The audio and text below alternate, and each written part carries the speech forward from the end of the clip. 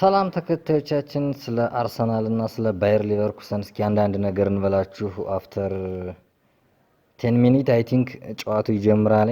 እንግዲህ ለአርሰናል ባየር ሊቨርኩሰን ይከብደዋል ብለን ስንጠይቅ እንግዲህ አዎ አይከብደውም፣ ለአርሰናል አይከብደውም ነው መልሱ። እንግዲህ ባየር ሊቨርኩሰን የኋላ ጨዋታ ታሪካቸውን ስናይ ባየር ሊቨርኩሰን አርሰናልን አዎ አይከብደውም፣ በፍጹም ምንም ጥርጥር የለውም። በተደጋጋሚም በሰፊ ልዩነት ባጫወት በጎል ብቻ ሳይሆን ተጫውቶ አርሰናል ያሸነፈበት ሁኔታ ነው ያለው ማለት ነው። ነገር ግን አርሰናል መጠንቀቅ ያለበት በጣም መጠንቀቅ ያለበት ሰዓት ላይ ስለሆነ በስስት ለሚያዩት ደጋፊዎቹ ሀዘን መሆን ስለሌለበት ተጠንቅቆ መጫወት ይገባዋል ማለት ነው የዛሬውን ጨዋታ። በነገራችን ላይ ይህን ጨዋታ አርሰናል ካሸነፈ የተፎካካሪዎችን እድል እያጠበበ ጫናውን ከፍ እያደረገ ነው የሚሄደው ማለት ነው። ጨዋታው 10 ሰዓት ከ45 ነው የሚጀምረው። ኦልሞስት አሁን 10 ሰዓት ከ40 ሊሆን ነው።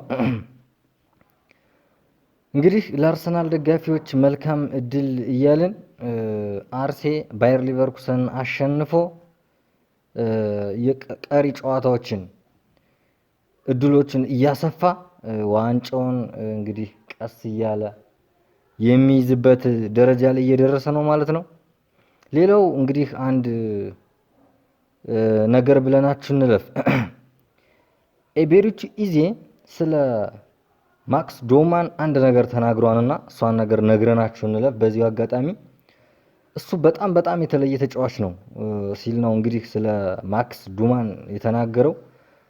በእንደዚህ አይነት ሁኔታዎች መጫወት መቻሉ ከኳስ ጋር ያለው ምቾት እና ተጫዋቾችን አታሎ የሚያልፍበት መንገድ ገና ካሁን ምን ያህል የተለየ ተሰጥኦ ያለው ተጫዋች እንደሆነ ያሳያልና እኛም በቻልነው አቅም እንዲያድግ ራሱን እንዲያሻሽልና ሙሉ አቅሙ ላይ እንዲደርስ እያገዝነው እንገኛለን ነው ያለው። እንግዲህ ኤቤሪቺ ኢዜ ስለ ማክስ ዶማን የተናገረው ነው።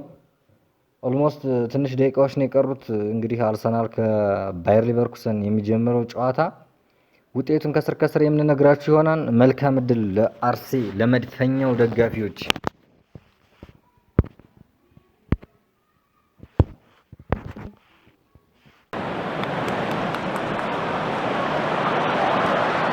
Coming forward again. Saka, first time to run at the Leverkusen backline, takes it to the byline. And put it over from close range. Wonderfully done by Havertz. Really good reaction inside the 6-yard box. Saka and Havertz combination that we saw so often last season coming up trumps once again here, and that is a poacher's instinct from the German against his former club. Gets the first goal of this second half and the fourth all told as the Gunners extend their advantage. Arsenal 4, Leverkusen 0. Yes, it's Waneri that starts this off again. Lovely little drive straight at the back four. He has it backing off. Gives the ball to Saka, who's in a space on the right. Saka does the classic Saka move, just drags it to his left onto his right foot.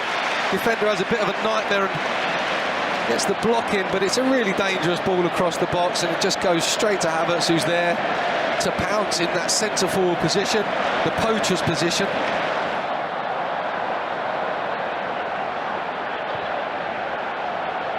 Teller looking to use his pace here. That's a clever ball as well. Big chance to get one back for Leverkusen, and it's been taken by Adam Projek.